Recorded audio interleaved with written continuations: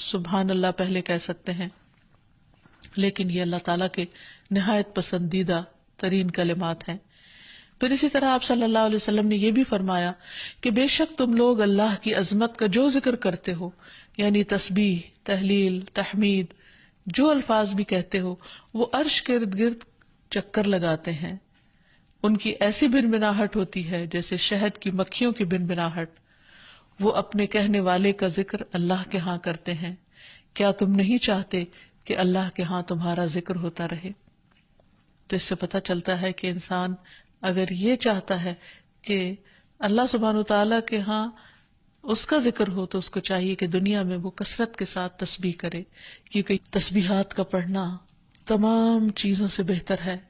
ابو ہریرہ کی روایت میں آتا ہے کہ رسول اللہ صلی اللہ علیہ وسلم نے فرمایا، سبحان اللہ والحمد للہ ولا الہ الا اللہ واللہ اکبر، کہ اللہ پاک ہے اور سب تعریفیں اسی کے لیے ہیں، اللہ کے سوا کوئی معبود نہیں، اور اللہ سب سے بڑا ہے۔ یہ کہنا میرے نزدیک ہر اس چیز سے محبوب ہے جس پر سورج طلوع ہو، یعنی بڑے بڑے سونے چاندی کے ڈھیر سے بھی زیادہ پسندیدہ تھا نبی صلی اللہ علیہ وسلم کے نزدیک ان کلمات کا ذکر کرنا، ورد کرتے رہنا۔ پھر اسی طرح یہ کلمات جو زبان پر بہت ہلکے ہیں اور میزان میں بہت بھاری ہیں اور الرحمن کو بہت ہی پیارے ہیں، وہ ہے سبحان اللہ و بحمدہ، سبحان اللہ العظیم۔ پھر ایک بار تسبیح پڑھنے سے زمین و آسمان بھر جاتا ہے۔ رسول اللہ صلی اللہ علیہ وسلم نے فرمایا، طہارت نصف ایمان کے برابر ہے، اور الحمدللہ کہنا میزان کو بھر دیتا ہے۔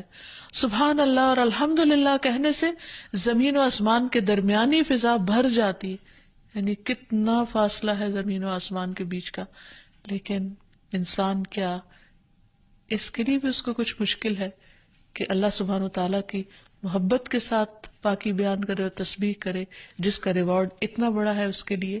آج دنیا میں انسان کو وہ نظر نہیں آتا، لیکن کل قیامت کو انسان ایک ایک نیکی کا محتاج ہوگا، تو وہاں اس کو اس کی قدر آئے گی۔ اس لیے بہتر ہے کہ آج اپنے لیے انسان ذخیرہ اور سرمایہ اکٹھا کر لے۔ پھر اسی طرح انسان جب تسبیح کرتا ہے تو اس کے گناہ بھی مٹتے ہیں، یعنی ایک طرف اس کی نیکیوں میں اضافہ ہوتا ہے اور دوسری طرف اس کے گناہوں کو جھاڑنے کا ذریعہ بنتا ہے۔ انس رضی اللہ عنہ کہتے ہیں کہ رسول اللہ صلی اللہ علیہ وسلم ایک ایسے درخت کے پاس سے گزرے جس کے پتے سوکھ چکے تھے، آپ نے اس پر لاٹھی ماری تو اس کے پتے جھڑنے لگے، پھر آپ نے فرمایا، الحمدللہ وسبحان اللہ ولا الہ الا اللہ واللہ اکبر سے اسی طرح گناہ جھڑتے ہیں جس طرح اس درخت کے پتے جھڑے ہیں۔ پھر اسی طرح یہ 100 اونٹوں سے افضل عمل ہے۔ نبی صلی اللہ علیہ وسلم نے فرمایا، جس نے سورج طلوع ہونے اور اس کے غروب ہونے سے قبل 100 بار سبحان اللہ کہا تو یہ اس کے لیے 100 اونٹوں سے بہتر ہے، یعنی اتنی بڑی کمائی اور نیکیوں کا اتنا بڑا ذخیرہ ہے۔ پھر اسی طرح تسبیح کے کچھ اور کلمات ہیں کہ جن سے آسمان کے دروازے کھل جاتے ہیں۔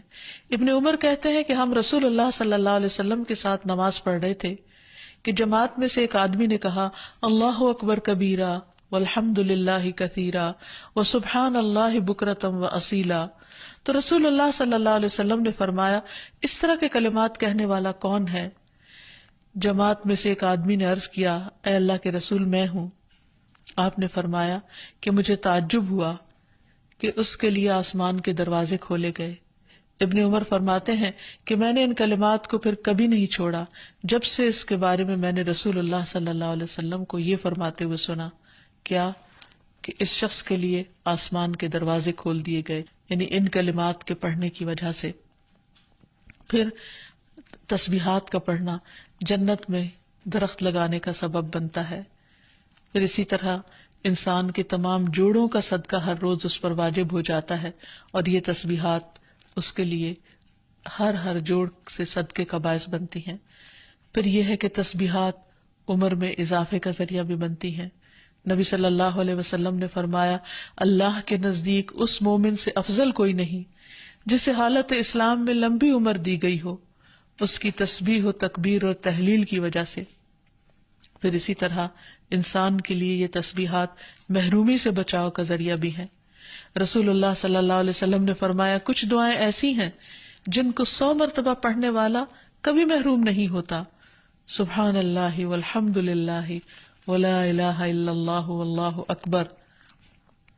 یعنی جب انسان کو کوئی حاجت ہو، کوئی ضرورت ہو، کوئی مشکل ہو، کوئی پریشانی ہو، تو اللہ سبحانہ وتعالیٰ کا ان الفاظ کے ساتھ ذکر کرنا شروع کر دے، تسبیح کرنا شروع کر دے، کیونکہ یہ باقی رہنے والی نیکیاں ہیں اور دنیا میں بھی انسان کو فائدہ دیتی ہیں اور آخرت میں بھی انسان کے لیے آگ سے بچاؤ کا ذریعہ ہیں.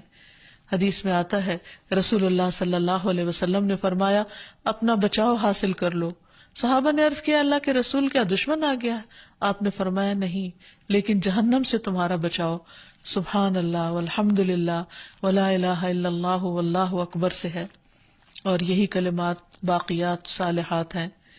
پھر اسی طرح دل کی گھٹن اور سینے کی تنگی کا علاج بھی تسبیح میں ہے. پریشانی، ڈر اور خوف کو دور کرنے کا ذریعہ بھی تسبیحات ہیں.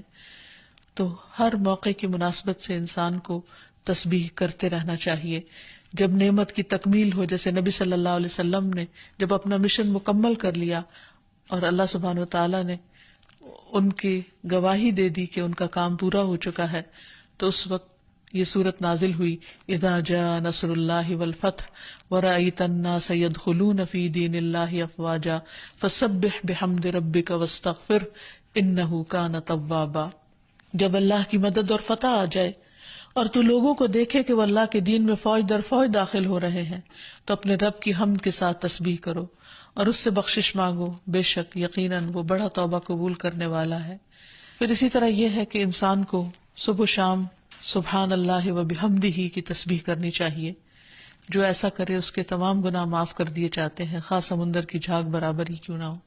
پھر خصوصاً فجر کے بعد انسان 3 بار یہ کلمات پڑھے سبحان اللہ و بحمدہ عدد خلقہ و رضا نفسہ و زنۃ عرشہ و مداد کلماتہ. اللہ کی تعریف اور اسی کی پاکی ہے، اس کی مخلوق کی تعداد کے برابر، اس کی رضا اور اس کے عرش کے وزن اور اس کے کلمات کی سیاہی کے برابر. یعنی اللہ سبحانہ وتعالیٰ کی تعریف ہر چیز سے زیادہ. پھر اسی طرح یہ ہے کہ فجر کے بعد اور عصر کے بعد خصوصی طور پر تسبیح کا وقت ہوتا ہے اور ساری مخلوق اس وقت تسبیح میں مشغول ہوتی ہے. پھر رکوع اور سجدوں میں اللہ تعالیٰ کی تسبیح بیان کرنی چاہیے. نماز کے بعد تسبیحات فاطمہ پڑھنی چاہیے. سوتے وقت وہ تسبیحات پڑھنی چاہیے جو نبی صلی اللہ علیہ وسلم نے حضرت فاطمہ کو سکھائی تھی.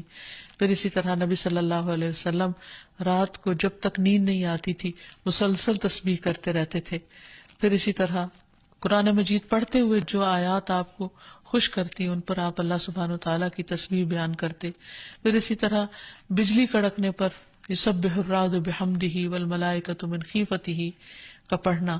پھر بلندی سے اترتے وقت سبحان اللہ کی تسبیح کرنا. پھر جب کوئی چیز انسان کو فیسینیٹ کرے، تعجب ہو، کوئی چیز حیران کرے یا اچھی معلوم ہو، اس وقت سبحان اللہ کہنا. یہ تمام چیزیں سنت سے ثابت ہیں. اللہ تعالیٰ سے دعا ہے کہ وہ ہمیں ان لوگوں میں شامل کر لے جو اس کی تسبیح کرنے سے محبت رکھتے ہیں. وآخر دعوانا ان الحمد للہ رب العالمین. السلام علیکم ورحمۃ اللہ وبرکاتہ. ولم أكن بدعائك رب شقيا